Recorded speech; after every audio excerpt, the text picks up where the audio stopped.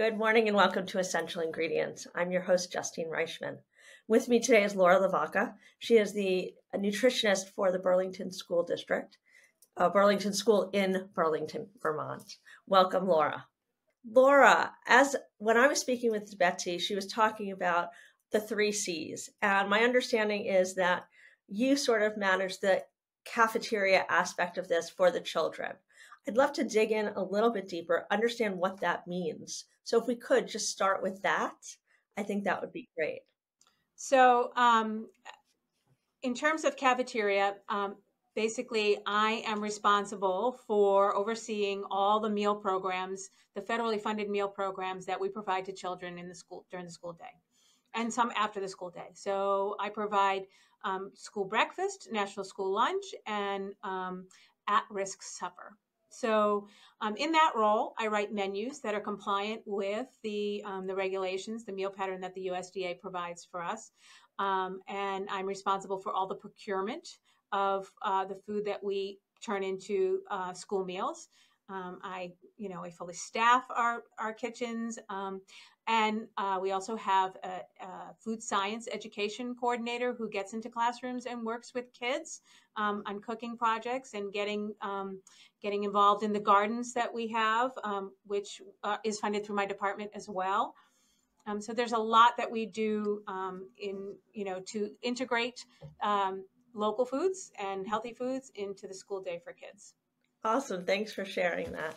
So as you're responsible for all of this, which includes a lot of meals in a day, it includes the meal planning and all of that, how do you look at the children and decide, okay, this is what's healthy for them, this is what they're going to eat, and are we going to integrate the gardens that we have, and how to make sure that that becomes a really healthy, comprehensive meal that A, they understand, and B, they're going to enjoy, and maybe even ask for again?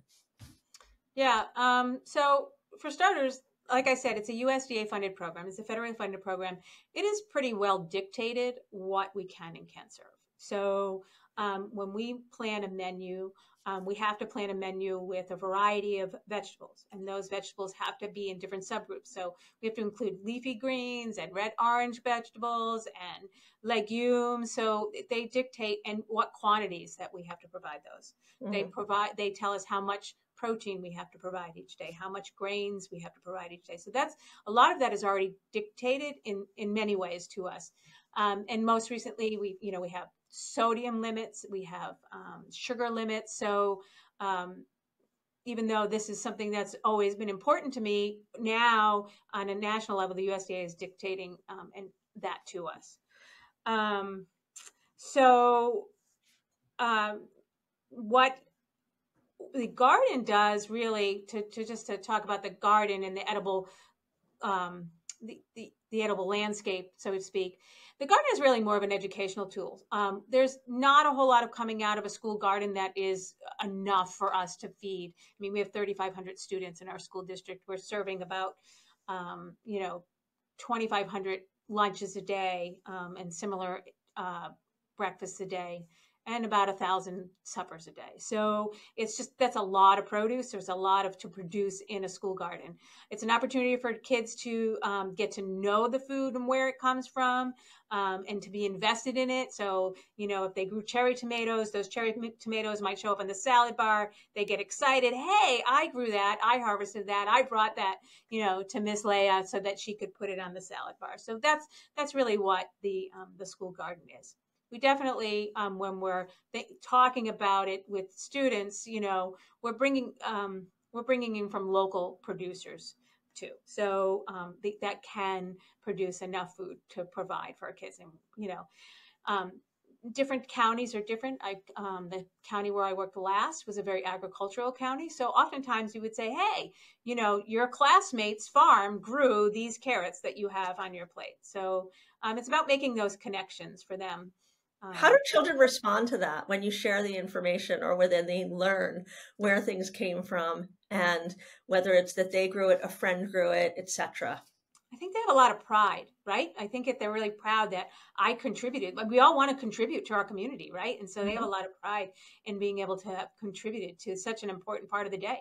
food. I would argue that food is the most important part of the day. So, you know, I would agree with that. I'm yeah. curious also how it informs their choices and what they pick when they're in the cafeteria. So does knowing that they helped harvest this or that their friend or neighbor did, suggest that maybe they choose that more often than the others? It certainly will make them try it, right? So it certainly, I think peer pressure, for lack of a better word, is really powerful in the lunch line, right? So if I have a line of kids coming through the lunch line and one kid declines something because, ew, that looks terrible, right? Then it's really hard to get back that momentum Mhm. for somebody else to be brave enough to say, oh, I'm going to try that now, right? So we really try to encourage kids to try things because they're listening more to their friends than they are to us. So it does have an impact when their friend is the one who grew that carrot or that cherry tomato. That's definitely influencing them. Right. And I'm curious because they're being influenced by their friends, right? What percentage would you say of the students are now more open to eating what they grow, what others grow that they might not have before because of either peer pressure, information, participation? Has it, made a meaningful impact to those students to be able to eat better for you foods and make better choices? We do know that exposing kids to different foods, a variety of foods in a variety of ways does have an impact in their choice. So, for example, one of the programs we run is called the Fresh Fruit and Vegetable Program, and that's another federal grant that allows us to purchase fruits and veggies, and at this time of year, it's mostly local, to bring to the classroom for kids to try in a different setting than the cafeteria. So if it's something unusual like kohlrabi, we Mhm. might send it to the classroom with a little bit of education for the teacher to have it with the student in a different setting. And then we might put that on the menu or in the salad bar, and then they see it in different ways. I think we know that that has a lot of impact on kids making more variety of choices. In Burlington, in particular, we have quite a diverse culture. So I think some of that has an impact on kids, what choices they make, just because of what they're used to at home. Yeah, I mean, I think that the information and the education around this and the fact that you can see people making more choices or being open to more choices is really important in this kind of, environment, right? It's funded by the state. They're giving you guidelines so that you can create better for you meals, but then you have the challenge of the kids that like the tater tots and just whatever they were used to, or maybe they've never seen these vegetables. So bringing them to their awareness has got to be really just an opportunity to show them what else is out there. So, in an environment like this, how large is your school? Well, I have 8 schools. 8 schools. So, yeah, we serve 3,500 students. I mean, I started out in a little school with 120 kids. It was a lot easier with a little rural school with 120 kids to have a real huge impact on their daily choices, to have those personal conversations. So really it's the person standing in the kitchen that's having those personal conversations that has the impact on kids' choices. Are there any stories you can share that you've heard of students that have now been able to be more open and aware and make better choices because of the education and the access? I definitely remember my very first one of my very first interactions 20 years ago, running this little school, and coming in after there was a bit of um, display. The community was not happy with what happened before. So I came in fresh and new with new ideas and didn't really know about what was going on before. And I'm a firm believer in, especially vegetables. Kids really don't want them overcooked or sometimes not cooked at all, or right. So Mhm. I can remember a kid coming up to me. I had served something with broccoli, and I had basically blanched the broccoli. That was it. The kid came up to me, says, Miss Laura, I don't know what you did to this broccoli, but it's the best broccoli I ever had, you know? And it was like, I didn't cook it. Actually, I just, I let broccoli be broccoli. And I think it's about developing a relationship with the students and them trusting you. And that's really what it is. It's about developing trust. I'm not here to poison you. I'm here to, to encourage you to try new things. This is what I love. Sometimes I would say to kids, when you bring home a piece of art and you put it on the refrigerator and you want everybody to look at it and say, wow, that's fantastic. I want you to try my food. I want you to give it a try. And if you don't like it, you don't have to eat it. I mean, I think it's important to let them make their choices too. Yeah, definitely. But that's really great. I remember my dad telling me a story about how his mother used to like kill the broccoli. Like it would become like this brown green, right? And you can picture that because I like when the broccoli is just a little bit, cooked so that it's still crunchy and it still has all its flavor. But he didn't like all of it until he got older and he learned that that's not the only way you have to cook it. Right. And by exploring these other ways, it allows people to actually taste the vegetables, to know what they are, and to maybe even then start to make them themselves and know how to do it and what's the difference. And that, Justine, is also, you talk about, learning how to do it. I think kids get really invested when they're doing the cooking too. Anytime we can bring kids in the kitchen to participate, again, it's that contribution thing. I contributed to this. They're more willing to try it. So let's go back to the beginning when this all started for you at that little 120 person school. What was it about food and nutrition that really got you on the roll to spearhead all the, these initiatives in schools to create better for you option and educations and well-rounded meals? Well, I think we got to go way back before 20 years ago. Okay. If you want to discuss that. I mean, I grew up around food. My father had the biggest garden in our little suburban community. And we worked in the garden. We cooked together. We ate together every day. I mean, it was the family unit of old, right? Where all of and then at 13, both my parents were working. And I came home and cooked for my family every day. My mother would call me on the phone and she'd say, okay, so the lentils are on the table and this is, you got to make the lentil soup and this is how you do it. And I would get mad. Like, I don't want to cook. I'm 13. I want to go hang out with my friends, right?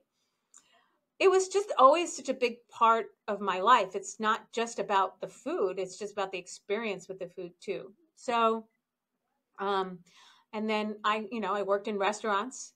And then I worked in a nursing home, actually. When I first moved to Vermont, I was a chef at a local nursing home. It was a assisted living. And it was an open kitchen where the residents, would walk through the kitchen and they would have conversations with you about food and what you were cooking. And they would tell you, this is terrible. You did a terrible job at this. Or they'd tell you, this is great. Sometimes, and when I cook it, I do it this way. But it was this moment where I realized that how much it wasn't just my life that food impacted, but all of our lives. Mm-hmm. And those memories were carried through their entire lives into their senior life and still sharing those fond memories of, a woman from Germany. When dinner was getting on the table, she had to go down to the pub and get the beer and bring it back to her parents so they could have beer with their, just all of the memories around food and eating together and enjoying food. So when my oldest kid entered kindergarten, I heard that this job came up at the school and I just knew this is for me. This is what I'm going to do. I'm going to bring this experience to the school children in my community where my kids are growing up. And that's what I did. And I fed them the way I would want to feed my own children. It was, I want my children to eat healthy. So I'm going to prepare for all the community children. So it was an easy decision. I think that when we grow up with different experiences and experiences around food, I mean, in my household growing up, every food led to a new meal. Every road led to a new meal. So we would, we're eating one meal and we're talking about what we're going to have for the next meal because we're so excited about food. But I'll tell you, it wasn't until I moved to California from New York City that I actually had a garden and that I could actually grow vegetables and be part of that and talk about local and talk about all those kinds of things that relate to it. I understood eating seasonally, and I understood that I loved food, but I also understood that I could go into the grocery store and get a vegetable or produce from anywhere in the world, because New York does not grow vegetables the way California does. So all these sets of experiences put us on that track, right? And so when you have students, you have some students that you're providing, supper for that might not otherwise have it, because there are children out there that don't get good quality meals at home, whether it's about education, information, accessibility, affordability, any of those things, right? So the experiences that you and I had at home, people can now get in schools. And I think that that's super interesting. And I wonder what percentage, and maybe you don't have to do percentages, I'm really bad at percentages, of your students are coming there excited to get those experiences because they're not getting them at home. And it's really changing the trajectory for them on how they perceive food. Well, in my current role is very different than in roles that I've had in the past. So I work in a community with a 50% free and reduced rate. Now, what that means is that 50% of our students are food insecure. Okay. So their experience is I'm coming to get fed. Right. They're not, yeah, they want certain foods, they have preferences, but I think in many cases this is their nourishment. There's a lot of challenges right now, a lot of challenges. We're working. I don't think we're unusual in Vermont. Finding workers is extraordinarily challenging. Mm-hmm. So we're feeding more kids, and we have less workers to do so, and so that changes our ability to do some of the things that we really want to do. But with such a high, 50% is a large population of people that to be food insecure, right? I think in where you're talking about. And I'm wondering, as a result, as they're relying on you, how large of the group are you helping? Because I think that's, that people don't realize how much these families rely on schools to feed their kids and give them their healthy meals. I think a lot of them are relying. I mean, how much? I mean, we're feeding 80% of the kids every day. 80% of our population are participating in lunch. In Vermont, we have universal school meals. I think it's important for all kids to eat free at school, so that there isn't a stigma that goes with the meal that we're serving. Like, it's not just the poor kids who are eating. Everybody eats. Because I think, the fact that everybody's eating the same meal, that such a large percentage of kids are being fed there, it really sort of does take away the stigma and allows everybody to feel like they're on a level playing field, right? And that this is what we do. We all eat lunch together. We all go in the garden together. Everybody can do different things and participate in it. And it's not just the people that can afford it. It's what is part of this community at school. Right? It's not about anything else. It is how we build community. It is how we tell kids, we're happy you're here. You belong here. And we want you to be well when you're here. And that's how we send that message. When they walk in that door and they smell muffins cooking down the hall, or the lunch is being cooked for them while they're learning, they know they're going to get taken care of when they come to school. And I think that's one of the most important things that we can do. And then they're ready to learn. Yeah, I think that that's really important. And it allows them to also feel like you said, taken care of. Somebody's thinking of me. Somebody's planning for me. Somebody is making sure that I'm cared for and fed, which I think is really, really nice and important. And I'm curious, if we look back at when you first came to Vermont in this school, to where you are today, how have these programs evolved, and what can we expect to see in the future? What would you like the future to look like? Well, it's interesting. In my role now, I am working on some procurement. So we have some pretty strict procurement rules in federal programs, in the way that we purchase our food, and the contracts that we have with vendors. when I first started 20 years ago, I bought an entire beef animal. And I had it brought to the slaughterhouse and I had it slaughtered to my specifications. And I got an ag license and I sold the expensive cuts to the teachers so that I had quality organic beef to serve to my students at commercial price. That was 20 years ago. Now, local beef is available for all of us.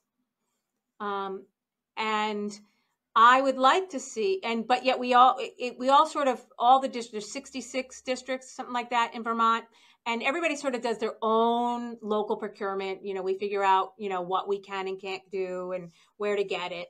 I really would like to see more statewide local procurement where, we're looking at the entire state and we're finding, we're either have several contracts or forward contracts where we're planning that all kids in Vermont are going to eat Vermont beef, or all kids in Vermont are going to get Vermont carrots. And I don't know what it is, but more statewide procurement so that we can support our local agriculture and communities and have competitive pricing so that we can afford it, because, we don't get a ton of money to serve, for our meals. It's $4.33 or something like that. Let me look. We're at $4.52 per lunch. That's what we get. Now that has to cover our food, our labor, our everything that we do has to be covered in that $4.52 per meal. So some statewide purchasing, local purchasing could help us get better pricing. So in addition to that, is there anything else you'd like to see for your program or how it's integrated there in Vermont? Oh, okay. Well, in my program, my soapbox is I want school nutrition to be part of education. So it's a small pocket of us, of teachers who are integrating school nutrition into their classroom. So I would love to see more students participating in preparation of the meals, in learning about the different foods and how to cook them. And I think it really could be a fantastic vehicle for them to learn any number of things: process writing, math, fractions. I mean, history, culture. I think food is not integrated enough into the daily lives of the kids, or the school nutrition department is not integrated enough. And I think it has real value for schools to look at it a little differently. So do you have any plans to sort of navigate this and spearhead it within your community? I am talking to some schools, and it's a slow process because everybody's overwhelmed. Like I said, there is a labor crisis. We don't have enough workers in the kitchen, and there's the para educators. They don't have enough of them, so it feels overwhelming. Cooking with kids takes a lot of work. But I am working with, talking to a couple of principals about some of my ideas about bringing kids into the kitchen and having them help serve, just as a start. How can they contribute? And another school talking about, well, maybe later on in the year, the kids could help cook one of the meals. So I've done some of that in the smaller schools where I've worked, but I'd like to see that more systems. You know what that reminds me of? I mean, a little bit different, but if you've ever gone to camp, have you ever gone to camp?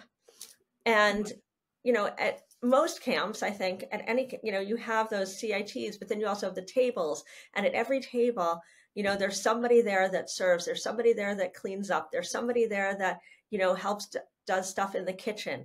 And I wonder how that would be in a school setting, something like that. I don't know. It would just, as you're sitting there saying it, it's kind of what came to my mind was like, I remember sort of doing some of those things, not all of it to the extent that you're talking about it. But I mean, I think in Japan, it's part of the day. I mean, right.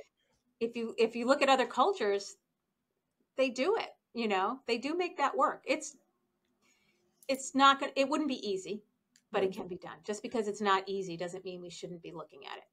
What do you think the biggest obstacle is in being able to integrate that? I think there's a few obstacles. I don't know what the biggest one is. I think liability is going to be an obstacle. I Hmm. think when we start talking about bringing kids in the kitchen and and what the Right. risks of that. Um, I think staffing is, I keep saying staffing, but if you talk to a teacher, it's 2 hours of planning for 1 hour of teaching, right? Right. So there's a lot of planning. So, we've already established lesson plans and teachers have really worked hard over the years to create, what they do, teach what they teach. So asking them to change it is a big investment in time. So I think that also, and schedules. I mean, there's so many. I mean, I know what my regulations are, and what the USDA says I have to do. I don't know what the teachers' regulations are, but they have all kinds of regulations that they also have to meet. And so, what does that look like for them in making changes or doing things differently? Yeah, I think that there's a lot of challenges, but I think it's an exciting thing to look to do because I think the impact can be so great. I agree. So, are you familiar with the Green Bronx machine? No, tell me Steve what that is. Ritz? Okay, I will send you a link on that. But Okay. basically, he spearheaded a program in the Bronx in New York, where I'm from New York. So, and basically, it's about teaching these kids how to grow vegetables. And as you said, how that connects them to be better students and how they learn so many different things that are, useful as they're doing history, math, etc., science. So I think that it might provide some inspiration. There may be opportunity for collaboration. His programs are set up in different schools. I think it's like a $5,000 grant, or if somebody can pay if they can afford it, or maybe they get it, and then he gives you sort of like the playbook, so to speak, and helps to integrate it. But he'd be a great person to connect with, just for inspiration and to hear what he's been doing and to share ideas, because I know that he's done a lot of different stuff. He does not have your background. He was a school teacher. He wasn't specifically, doing what you're doing, but I think together you guys might collaborate or innovate. And All right, I'll look for that link. That sounds interesting and exciting. yeah, definitely. Well, Laura, thank you so much for joining me today. This was a really important conversation to have within this series because our goal is to really, as the new year for school starts, kids are going back to school, and we're really trying to spotlight the importance of nutrition and food for those students and the education around it so that it can be part of their value system. And we're hoping that these kinds of conversations will inspire others to ask more questions, be curious, and maybe even include some changes in their daily lives. So Thank you for having me and being interested in this, what I think very important, my very important work. So I I think so. appreciate the invite. Well, thank you for all that you do. And I want to thank everyone for tuning in today. These episodes come down every Tuesday. We have a new one that launches each week. You can listen to them and watch them. The podcasts are available wherever you listen to podcasts, on iTunes or Spotify, etc. And then, of course, on our Essential Ingredients series videocast on YouTube. So we hope to hear from you soon. Let us know if you have any questions, continue the conversation with Laura, or just tell us that you'd like more information on what we're talking about here.